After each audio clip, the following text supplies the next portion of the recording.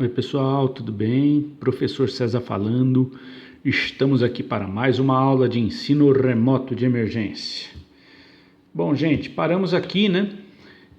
Espero que vocês tenham entendido um pouquinho sobre essa programação do equipamento cromatográfico, né? Do HPLC, como é que a gente pode programar e mexer nos parâmetros para melhorar a qualidade do meu cromatograma. Fazendo um paralelo entre a rampa de aquecimento, né, da cromatografia gasosa, o gradiente, que é essa mistura, né, essa variação que eu vou fazendo na composição dos meus solventes durante o processo, durante a corrida cromatográfica, o gradiente ele tem a mesma função da rampa de aquecimento, né, que é puxar esses picos. Tá bom? Só que na cromatografia líquida nós não fazemos rampa de aquecimento. Beleza? Ficou claro? Bom, então nós praticamente fechamos aí a parte teórica. Claro que tem muita coisa para falar. Cromatografia é um assunto que daria para ficar aí um ano falando, né? Sem exagero nenhum. É uma área muito vasta.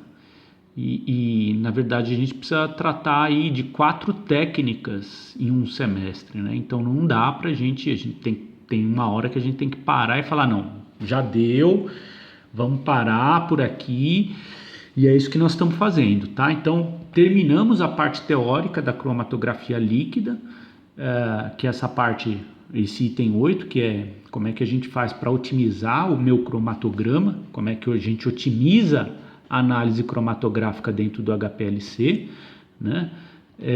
Vamos agora para os exercícios, o item 9, a última parte da brincadeira, tá? O tio vai resolver alguns para vocês e outros vão ficar para casa. Eu não vou colocar aqui exercício de análise quantitativa, que são os mesmos da cromatografia gasosa, tá? Com curva de calibração, com normalização diária, padrão interno, enfim, os mesmos problemas que a gente viu lá, a gente pode ver aqui, não tem problema nenhum. Só que eu vou colocar mais exercícios teóricos, tudo bem? Então nós já resolvemos um exercício 1, agora é o exercício 2. Vamos ler com o tio? Então eu vou fazer alguns e vai ficar mais alguns para casa. Tá lá. Para uma separação de fase normal, portanto, com coluna polar, determine qual a ordem de eluição de letra A, uma amostra que contenha uma mistura de N-hexano, N-hexanol e benzeno. Tá aqui as estruturinhas, tá?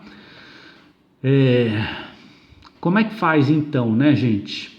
A gente precisa parar de pensar, a gente precisa parar para pensar aqui, ó. A gente precisa determinar qual que é a ordem de eluição, né? Qual que é a ordem de saída desses caras lá no meu cromatograma? É isso que ele está perguntando. Então, determine a ordem de eluição, determine a ordem de saída dos meus componentes da minha amostra lá no detector. E aí, por consequência, no cromatograma, né? Então, vamos lá, ó. Vamos parar e vamos pensar um pouquinho. Opa! Exercício 2. Se a minha coluninha é polar, né?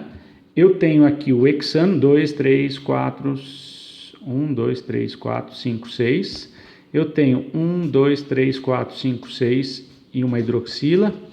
E eu tenho benzeno. Certo? Muito bem. A coluninha que é polar vai interagir com qual substância mais fortemente? Com essa. Então, esse camarada vai sair por último. Ó, aqui está o sistema de detecção, tá? Tá aqui o olho, ó. O olhinho. Então, quem que o olho vai enxergar primeiro?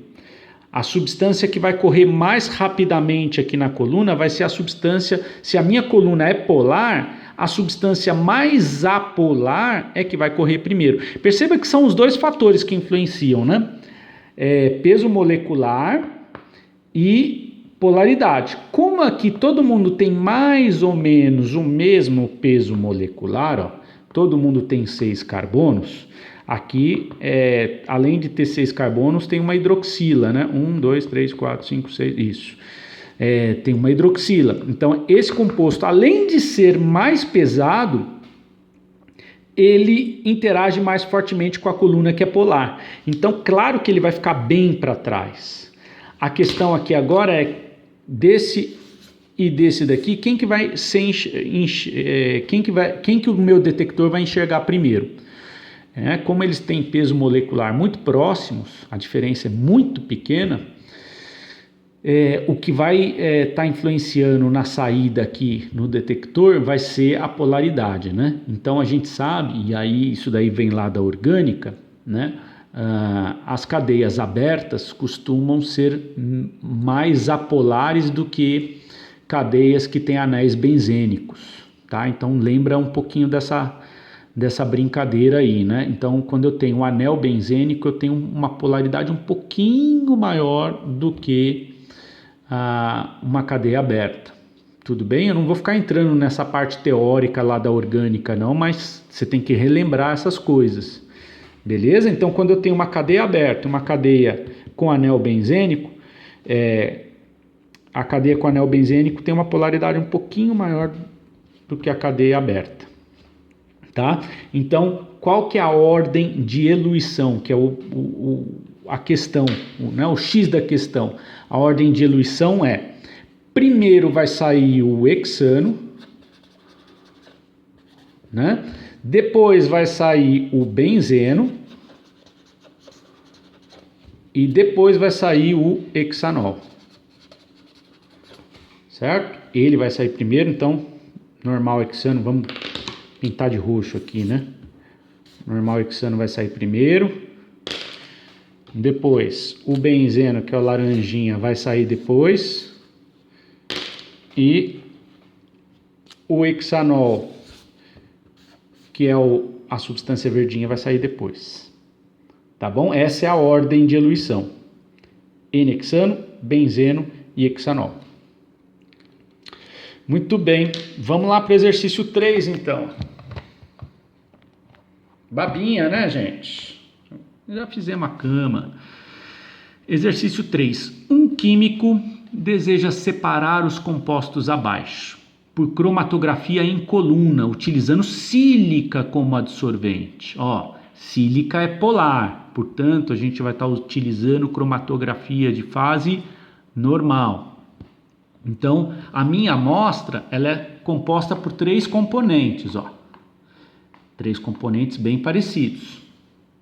Para tal, percolou a coluna sequencialmente com solventes 1, 2 e 3, que formam uma série eluotrópica. A primeira fração continha um composto X, a segunda fração, que é esse aqui, composto X. A segunda fração, o composto Y, que é esse aqui. E a última fração, o composto Z, que é esse aqui. Qual dos sistemas dissolventes abaixo serve como fase líquida para justificar a ordem de eluição encontrada? Então, olha só, gente. Esse problema é legal porque ele mexe com tudo de teórico que a gente já aprendeu, né? Então, vem com o tio aqui, ó. Vamos para a folhinha para a gente entender o que é que ele está trabalhando ali, ó. Olha lá, tá aqui a nossa coluninha. Deixa a canetinha aqui, tá acabando. E aqui, ó, na nossa coluninha, eu tenho sílica. Portanto, a minha fase estacionária é polar. Tá? E os meus compostos são esses daqui, né? Eu tenho esse aqui com CH2, CH3 pendurados. Eu tenho esse aqui. Olha lá, com CH2, CH3 pendurados. E eu tenho esse aqui, ó, com nitrogênio aqui, ó, com CH2, CH3 pendurados. Olha, perceba que o exercício ele não pode variar muito o peso molecular e a polaridade ao mesmo tempo, porque senão fica muito difícil de prever, fica impossível, aí é só fazendo, né? Então, olha só, o exercício, ele pegou 3 compostos com peso molecular muito parecidos, ó, estruturas muito parecidas, né? Se você for pesar aqui, ó, a quantidade de carbonos aqui, ó, é a mesma. Então, o peso molecular aqui é bem parecido, tá? Não vou fazer aqui não, mas já te falo, é bem parecido o peso molecular deles. Então, como são moléculas de mesmo peso, né? Todas elas são gordinhas na mesma proporção, o que vai afetar a saída da coluna é a polaridade. Então, como a minha coluna é polar, ela vai interagir muito mais fortemente com um composto mais polar. Quem que é o mais polar aqui? Ó? Esse aqui, ó. Então, esse aqui vai ficar aqui para trás, ó. Olha lá. Esse daqui é o composto Z, tá? Ele vai sair por último, né? Ele vai ficar aqui para trás. Ele vai interagir muito fortemente com a coluna que é polar. Ó, por causa do grupo nitrogênio aqui, ó. O nitrogênio traz polaridade para a molécula. Tá, entre essas duas cadeias aqui, qual que é a mais polar? Ó, essa cadeia aqui não é anel benzênico, né? Não tem as duplas. Então, essa daqui é um pouquinho mais polar do que essa. Essa daqui é mais apolar. Então, essa daqui tende a ficar um pouquinho mais na coluna, né? Então, ela vai ficar para trás também. E como essa daqui, a molécula de todas, é a mais apolar, é a que tende a interagir menos com a coluna. Então, ela que vai sair primeiro, olha lá.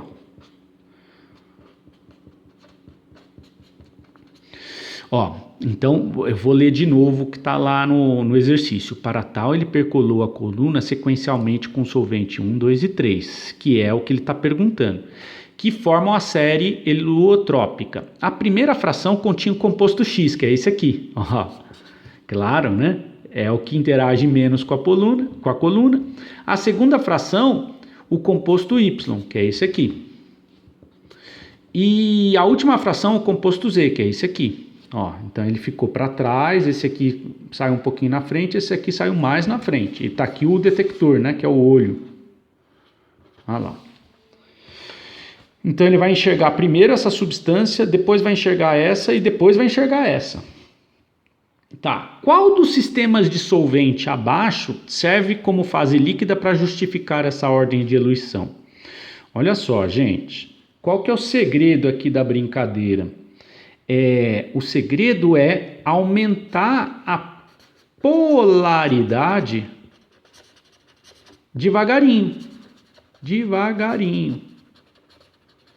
Se eu já chego e estouro com solvente forte, lembra como é que é o solvente forte? É aquele que tem o poder de eluição maior, né? E para eu escolher o solvente, eu tenho que olhar para a coluna. Se a coluna é polar, o solvente forte vai ser o mais polar. Se a coluna é apolar, o solvente forte vai ser o mais apolar. É o que vai ter mais força para brigar com a coluna, né? Tudo, ó, perceba que a cama já está preparada, nós já construímos esses conceitos lá atrás, né? Então, o segredo, lembra que o tio comentou com vocês? Você não pode começar com um solvente forte, né? Logo de cara. Então, se a coluna é polar, você vai aumentar a polaridade devagarinho. Começa com solvente mais apolar e aí depois você vai aumentando a polaridade. Ó. Se eu começo com solvente apolar, ó, o solvente apolar não vai conseguir despregar esse composto da coluna nem a pau, né? O solvente apolar vai tocar muito bem esse composto que é apolar aqui, ó, que quase não interage com a coluna, né? Vai tocar relativamente bem esse daqui também, né? Mas não vai conseguir tocar esse aqui. Então, qual que é o segredo? Como é que eu programo o meu gradiente aqui? Eu programo assim, eu coloco uma composição mais apolar no começo para tocar esse aqui, ó. Aí eu vou aumentando a polaridade devagarinho para tocar melhor esse aqui, até que eu vou ter que aumentar bem a polaridade para tocar esse aqui, tá? Então, agora a gente já tem condições de escolher o solvente 1, 2 e 3 mais adequado. Vamos lá? Vamos fazer isso juntos? Olha lá.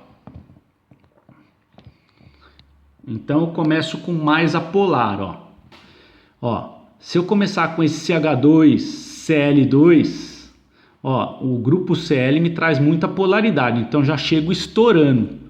Ó, aqui ele inverteu, ele começou com polar e foi para o mais apolar, ó, o hexano, então vamos por eliminação, letra E esquece.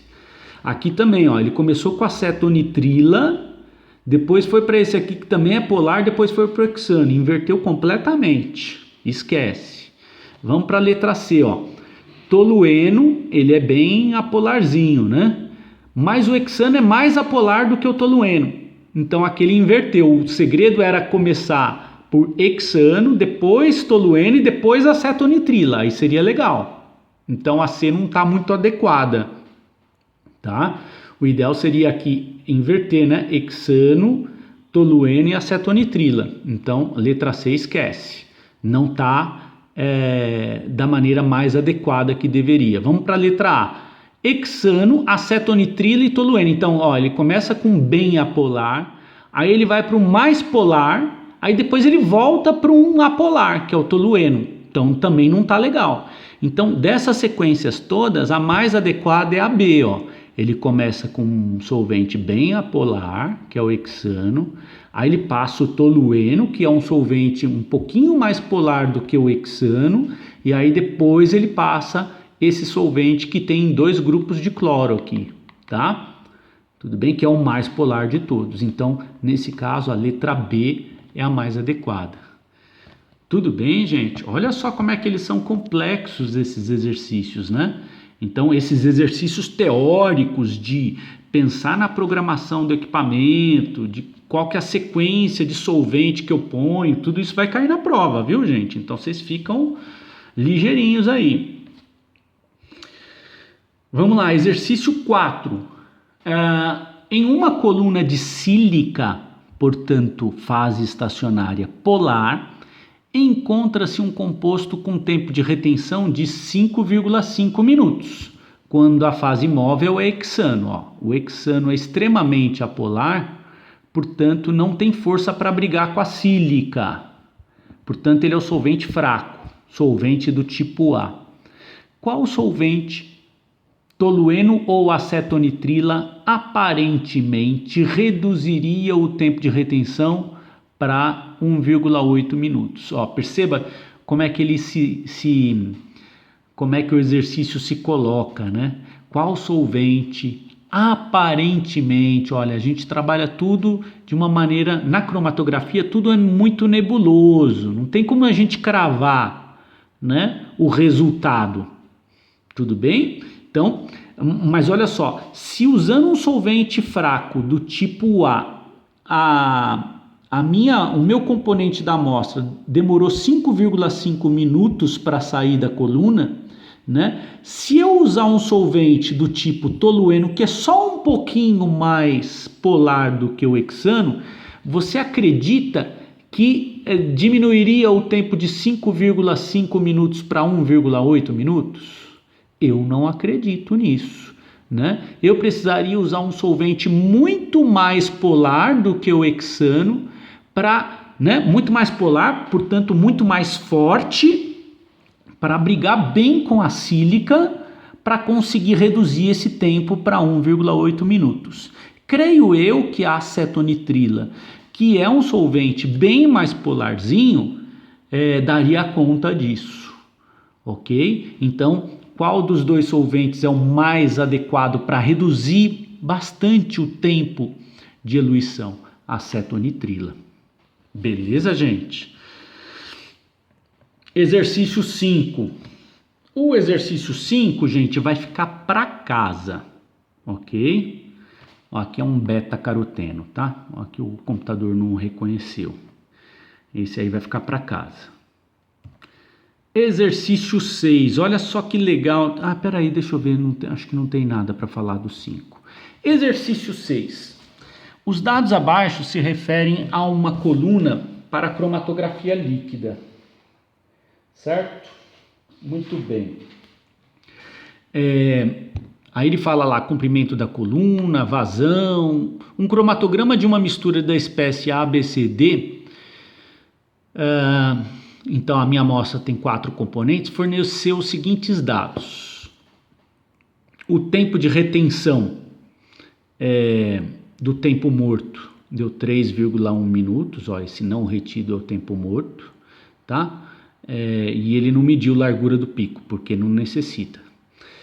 O componente A demorou 5,4 minutos, a largura do pico deu 0,41. Componente B deu isso, C isso, D isso, certo? Ó, tudo isso daqui, se você quiser, na hora que você for resolver o exercício, desenhar um cromatograma com esses dados da tabela, seria interessante, ó. Mostra que você está entendendo, tá? Dá para desenhar esse cromatograma. O pico A é o que sai primeiro, logo depois do tempo morto, o pico B sai depois, o C sai depois, o D sai depois, lá em 21 minutos, tá? Perguntinha marota. Calcule o número de pratos médios. Lembra lá dos pratos teóricos que a gente aprendeu na cromatografia gasosa? Pois é, aquele é um parâmetro cromatográfico que serve para a cromatografia gasosa e para a cromatografia líquida, certo? Então, você pode calcular o número de pratos teóricos, só que aí, né, gente, você pode calcular ele para o componente A, calcula para o componente B, para o componente C e para o componente D. Por que você tem que fazer para os 4? Porque ele quer o número de pratos médios. Então, vamos supor que o número de pratos teóricos para A dê 2.000 e o número de pratos teóricos para B deu 4.000, né? E o número de pratos teóricos para C deu 3.000 e para D deu 3.000. Então, qual que é o número de pratos teóricos médios? Você soma 2.000 com 4.000, com 3.000, com 3.000 e divide por 4, né? E aí você vai ver que o número de pratos médios é 3.000. Tudo bem? A altura do prato da coluna. Achando o número de pratos, você pode calcular a altura do prato para cada componente, né? Mas se você já tem um número de pratos médios, você pode calcular a altura do prato da coluna. Se você tem o comprimento da coluna aqui, ó, 24,7 centímetros, você calcula a altura de prato médio, né? Vamos dizer assim. Tudo bem? Fator de retenção, que é o K, que a gente aprendeu recentemente a fazer. Fator de separação, que é o alfa, certo? Resolução, nós vimos lá na cromatografia gasosa, ó, ele aparece aqui também, tá? É um parâmetro cromatográfico importante que serve para você calcular a resolução entre picos no cromatograma da cromatografia gasosa e na líquida também. Lembrando que a fórmula da resolução é TRB menos TRA dividido por WA menos WB, WA mais WB dividido por 2, né? Tudo bem? Tá lá a formuleta que vocês viram com o tio na cromatografia gasosa. Beleza? Então, façam isso daqui também, ficou para casa. Ó, você tem o W, né? O W de A, o W de B, o W de C. Você consegue calcular. Não faz sentido, né? Você pode calcular a resolução entre o pico A e B. Você pode calcular a resolução entre o pico B e C. Você pode calcular a resolução entre o pico C e D, tá? Então, sempre seguidinho, né? Esse pico sai depois desse. Então, existe uma resolução entre A e B. Esse pico sai depois desse. Então, existe uma resolução entre B e C. Esse pico sai depois desse. Então, existe uma resolução entre C e D. Tá? Então, eu sei que aqui não está bem discriminado, mas eu estou discriminando aqui, ó, falando. Tá? Calcular a resolução entre eles. Certo? Usando a fórmula. Beleza, gente? Todo mundo entendeu o que é o número de pratos médios? Se você tem lá a fórmula de número de pratos teóricos, você calcula o número de pratos teóricos para A, Você calcula o número de pratos teóricos para B, para C e para D. Você soma todos eles e divide por 4. Aí você vai calcular o número de pratos teóricos médio, né? Para aquela sua amostra com 4 componentes, dentro de uma determinada coluna. Se você tem esse número de pratos teóricos médio e você tem o comprimento da coluna, é só dividir o comprimento da coluna pelo número de pratos. Aí você acha a altura do prato. Isso nós já conversamos, eu não vou ficar voltando nisso aqui não, tá? Beleza? Também fica para casa. E aí, gente, olha só, mais exercícios para vocês, tá? São exercícios mais teóricos. Tudo isso daqui, ó, todas essas questões, de alguma maneira a gente já trabalhou aqui em conversa na parte teórica, beleza? Então tem para essa semana 13 questõezinhas para vocês fazerem, tá bom? Gente, é assim, daria para ficar aqui um tempão falando sobre cromatografia líquida, tem muita coisa para falar, mas a gente precisa encerrar a teoria, porque existem outras técnicas, nós temos que ver ainda infravermelho, RMN e massa, né? Tem mais 3 técnicas para a gente trabalhar. E se a gente não parar por aqui, a gente não vai ter tempo de vê-las adequadamente, ok? Então, eu estou encerrando aqui o conteúdo que vai cair na prova P1, tá? Então, nossa P1 será na próxima semana, certo? Então, beijo no coração e até a nossa próxima atividade.